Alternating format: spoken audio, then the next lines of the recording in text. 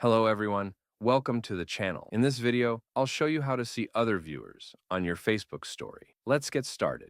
First of all, open your Facebook app. Let's say you have already uploaded a story. Tap on Viewers at the bottom left corner of your story. When you scroll down, you will notice an option that says Others. Right now, I don't have any viewers, so it's showing empty for me. But when people view your story without being your friends, they will appear under Others. However, you cannot directly see the names of these other viewers from this page. So here's what you need to do. Go back to your main Facebook feed. Tap on the three horizontal lines, usually found at the top or bottom corner, depending on your device. Then click on the gear icon to open Settings. Scroll down until you find Audience and Visibility, and then tap on Stories. At the top, you'll see the option Who can see your stories? Tap on it. Then select Custom. Here, you will see the people who are allowed to view your stories, and based on your settings, you can control or check who is watching. Since I don't have any viewers right now, my list is empty. But once you have viewers, you will be able to see who is included here. And that's it. That's how you can see other viewers on your Facebook story. If you found this tutorial helpful, please make sure to like the video and subscribe to our channel for more content like this. Thank you for watching.